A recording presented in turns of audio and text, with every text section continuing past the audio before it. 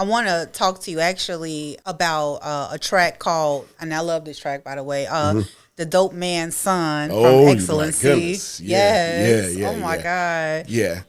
That is an actual story. That is a story about my father. My father used to do his thing back in the day. And what happened was, unfortunately, like, that's how his life fell short. It's just he had heart disease and was still doing that thing because that's how he was caught up in. But what people don't see is like the son side of the things or the family side.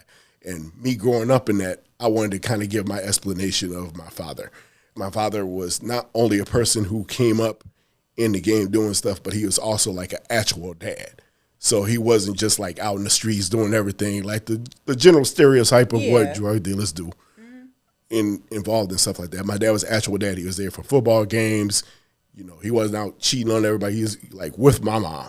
You know what I mean? So it was like we still had that tight-knit family structure, even though he was doing something different. And I think that a lot of people come up like that, just no one really explained it. But that's how I grew up, and I just wanted to give my personal testimony on that.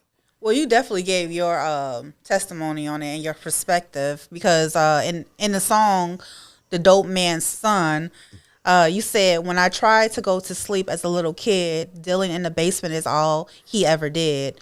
Black in a white town, but ain't nobody scared. My dad said his best customers is out there.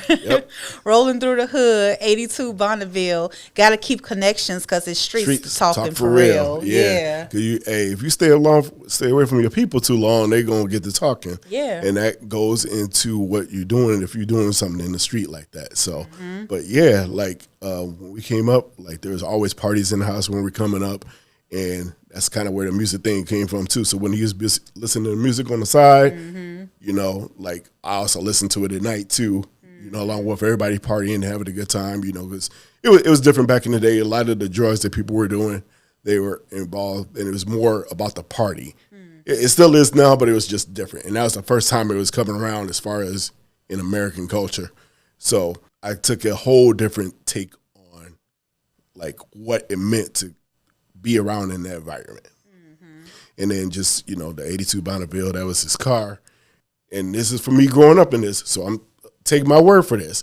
Seriously, like there are way more people of the Caucasian persuasion who do drugs than black people. I'm just letting you know. So no matter what they tell you, I seen it. I know. So I grew up with it. So I see you grew up with it for sure. Yeah. And that's what made it a great track for me. You know, it was very visual. Very visual. And sorry for your dad passing too. No problem. I appreciate it. I'm the dope man son. I don't like antics. Cool in the spot. I don't get frantic. I done seen it all, but ain't crossed the Atlantic. Game wants your love, but you can't be romantic. Gun room caked up, they done been on that white. Flower power on the stove, make them feel right. When I try to go to sleep as a little kid, dealing in the basement was all he ever did. Black in the white town, but ain't nobody scared. My dad said his best customers is out there. Rolling through the hood, 82 Bonneville. Gotta keep connections cause the street talk for real. We staying in school, he all about our grades. And during football practice, he always stayed.